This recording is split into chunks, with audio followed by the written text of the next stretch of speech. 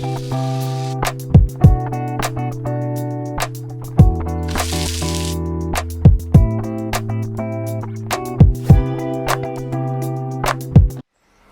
Menu சேனலுக்கு உங்களை அன்போடு வரவேற்கிறேன். இன்னைக்கு நம்ம கிச்சன்ல மதுரை ஸ்பெஷல் மட்டன் கறி தோசை தாங்க பார்க்க போறோம். நல்ல 3 லேயர்ல முதல் லேயர் நல்ல புசு புசுன்னு தோசையை விட்டு, 2வது லேயர் சால்னாவையும் முட்டையும் அடிச்சு விட்டு, 3வது லேயர் மட்டன் கொத்துக்கறியை அள்ளி அள்ளி வச்சு எண்ணெய் விட்டு திருப்பி போட்டா அட்டகாசமான மட்டன் கறி தோசை வீட்டிலே பிரமாதமா ரெடி ஆயிடும். எப்படி பண்ணலான்னு பார்க்கலாம் வாங்க. முதல்ல சிக்கன் சால்னா பண்ணிடலாம். ஒரு மிக்ஸி ஜாரில் 5 டேபிள் ஸ்பூன் தேங்காய் பூ, 3 டேபிள் ஸ்பூன் பொட்டுக்கடலை, 1 டேபிள் ஸ்பூன் பெருஞ்சீரகம், 1/2 டீஸ்பூன் சீரகம், 50 ml தண்ணி விட்டு நல்லா மையாக அரைச்சி இதை எடுத்துக்கோங்க. நல்லா இந்த அளவுக்கு நல்லா ஃபைனாக அரைச்சி எடுத்து வச்சுக்கோங்க. இன்னைக்கு குக்கரில் தான் சிக்கன் சால்னா வைக்க போகிறோம். 2 டேபிள் ஸ்பூன் எண்ணெய், 2 பிரிஞ்சி இலை, ஒரு அன்னாச்சி பூ, ஒரு துண்டு பட்டை, 3 ஏலக்காய், 3 கிராம்பு, கொஞ்சமாக கல்பாசி. சால்னாக்கு கண்டிப்பாக கல்பாசி சேர்க்குற மாதிரி பார்த்துக்கோங்க. ஃப்ளேவர் நல்லா பிரமாதமாக இருக்கும். 2 மீடியம் சைஸ் வெங்காயத்தை நீளமாக கட் பண்ணிவிட்டு அதையும் சேர்த்து நல்லா வதக்கிக்கோங்க. நல்லா சாஃப்டாகிடுச்சு வெங்காயம். இப்போது 2 டேபிள் ஸ்பூன் இஞ்சி பூண்டு விழுது, அதையும் ஒரு நிமிஷம் வதக்கிக்கோங்க. 2 பச்சை மிளகா, கொஞ்சமாக புதினா இலைகள், கொஞ்சமாக மல்லி இலைகள். அந்த பட்டை கிராம்பு ஏலக்காய் இஞ்சி பூண்டு புதினா மல்லி போட்ட உடனேயே அந்த சால்னா வாசம் பிரமாதமாக வந்துடும். ஒரு 2 மீடியம் சைஸ்ட் தக்காளியையும் சேர்த்துட்டு உப்பு மஞ்சள் போட்டு நல்லா வதக்கி எடுத்துக்கோங்க. தக்காளி நல்லா சாஃப்டாக குழஞ்சி போகணும்.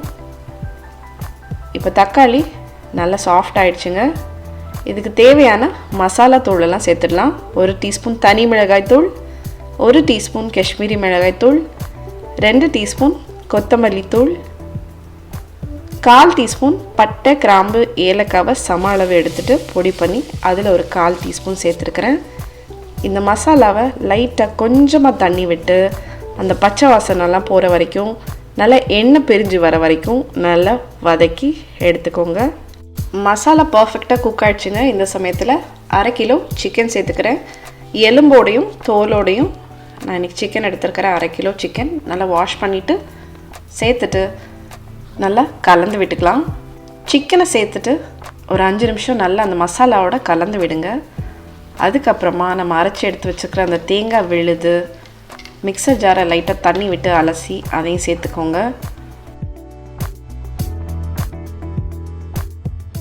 நம்ம இந்த சிக்கன் சால்னாவில் கரம் மசாலா சேர்க்கல, ஹோல் ஸ்பைசஸ் ஸ்டார்டிங்கில் சேர்த்ததோடு சரி, அதுவே இந்த சால்னாக்கு தேவையான நல்ல ஒரு ஸ்பைசி ஃப்ளேவர் கொடுக்கும். தேவையான அளவு தண்ணி விட்டுக்கோங்க. ஏன்னா நம்ம பொட்டுக்கட்டை சேர்த்துருக்கிறதுனால அடி பிடிக்கிறதுக்கு வாய்ப்பு இருக்குது. ஸோ சால்னாக்கு தேவையான 1 டீஸ்பூன் உப்பு சேர்த்துட்டு நல்லா கலந்து விட்டுட்டு கொதி வந்த உடனே ஒரு மூடி போட்டு இது மீடியம் ஃப்ளேமில் ஒரு 3 விசில் விட்டு இறக்கிக்கோங்க. அப்புறமா ப்ரெஷர் கம்ப்ளீட்டாக போயிடுச்சு. விசில் ரிமூவ் பண்ணிவிட்டு பாருங்கள், சிக்கன் சால்னா அட்டகாசமாக ரெடி ஆயிடுச்சு. நல்ல ஒரு திக் கன்சிஸ்டன்சியில் பிரமாதமான ஒரு ஃப்ளேவருங்க. நல்ல கமகமன்னு வாசம் வருது. சிக்கன்லாம் நல்லா பர்ஃபெக்டாக குக் ஆகிருக்குது. வாவ், பார்க்குறக்கே சூப்பராக இருக்குது சிக்கன் சால்னா. நம்ம சிக்கன் சால்னா ரெடி ஆயிடுச்சுங்க. ஏற்கனவே நம்ம சேனலில் மட்டன் கொத்துக்கறி எப்படி பண்ணுறதுன்னு வீடியோ போட்டிருக்கிறேன். கார்டில் டிஸ்கிரிப்ஷன் பாக்ஸில் என் கார்டில் லிங்க் தரேன், கட்டாயம் செக் பண்ணி பாருங்கள். கடைசியாக மட்டன் கறி தோசை எப்படி பண்ணுறதுன்னு பார்த்துடலாம் வாங்க. கறி தோசை பண்ணுறதுக்கு தோசைக்கல் வச்சுக்கலாம். தோசைக்கல் நல்லா சூடாகினோடனே கொஞ்சமாக எண்ணெய் சேர்த்துட்டு வெங்காயத்தை நல்ல மேலே பகுதியை கட் பண்ணிவிட்டு இப்படி நல்லா தடவி விட்டுக்கோங்க. உங்கள் தோசைக்கல்லில் சப்பாத்தி போட்டிருந்தா இல்லை தோசை விடுங்க வரலன்னா இப்படி நீங்கள் பண்ணிங்கன்னா ஈஸியாக தோசை விட்டுறதுக்கு வரும். ஒரு கரண்டி தோசை மாவு விட்டுட்டு ரொம்ப பெருசாக அதை விரித்து விடாதீங்க. ஏன்னா கறி தோசை ரொம்ப பெருசாக இருந்ததுன்னா திருப்பி போடுறதுக்கு ரொம்ப சிரமமாக இருக்கும்.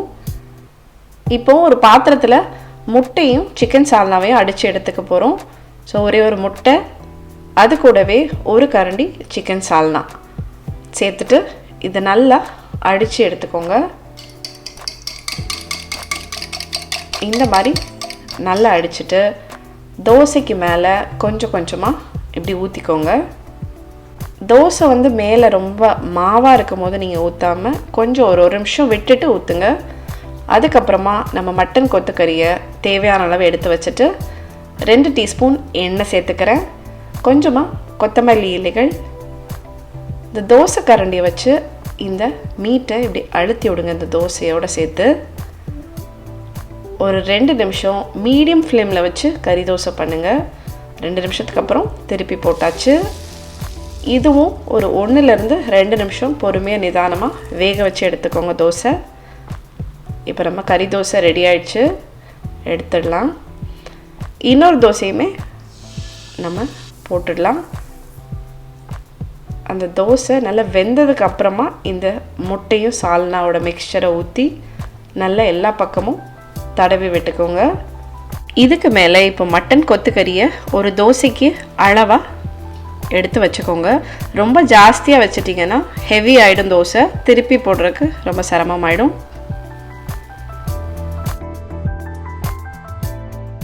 கொஞ்சமாக கொத்தமல்லி இலைகள். இதில் நான் கொஞ்சம் பச்சை மிளகா சேர்க்குறேன்.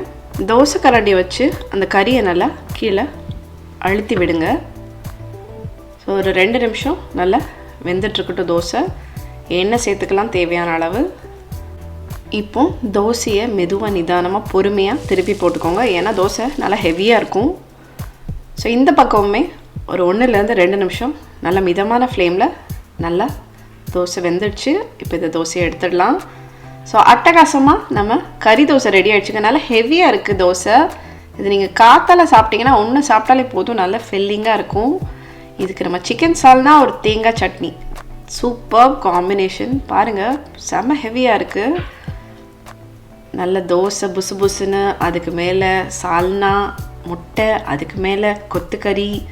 வாவ், பாருங்கள். அந்த ஒரு பீஸ் எடுக்கும் போதே அதில் நல்ல ஒரு வெயிட் தெரியுதுங்க. அந்த 3 லேயர் உங்களால் பார்க்க முடியும்னு நினைக்கிறேன். தேங்காய் சட்னியில் தொட்டு அப்படியே சாப்பிட்டுடலாம். வாவ், ரொம்ப ஃப்ளஃபியாக சாஃப்டாக அந்த மட்டன் கொத்துக்கறியெல்லாம் நல்ல ஒரு முறுவல் கிடச்சி சான்ஸே இல்லைங்க. கண்டிப்பாக ட்ரை பண்ணி பாருங்கள். எல்லாரும் இந்த வீடியோவை ரசித்து பார்த்துருப்பீங்க நம்புகிறேன். தமிழ் மெனு சேனலை சப்ஸ்கிரைப் பண்ணாதவங்க கட்டாயம் சப்ஸ்கிரைப் பண்ணிக்கோங்க. கூடவே பெல் ஐக்கனை ப்ரெஸ் பண்ணிக்கோங்க. அப்போ தான் நாங்கள் போடுற வீடியோஸ் உடனுக்குடன் உங்களை வந்து சேரும். இந்த வீடியோ பிடிச்சிருந்துன்னா எங்களுக்கு ஒரு லைக் தர மறந்துடாதீங்க. மேலும் மேலும் தரமான வீடியோஸ் போடுறதுக்கு எங்களை உற்சாகப்படுத்தும். இந்த ஸ்பெஷல் மட்டன் கறி தோசையை கண்டிப்பாக ட்ரை பண்ணிட்டு எப்படி இருந்ததுன்னு சொல்லுங்கள். மற்றும் ஒரு ரெசிபியோட அடுத்த வீடியோவில் மீண்டும் சந்திப்போம். நீங்களும் சமைக்கலாம்.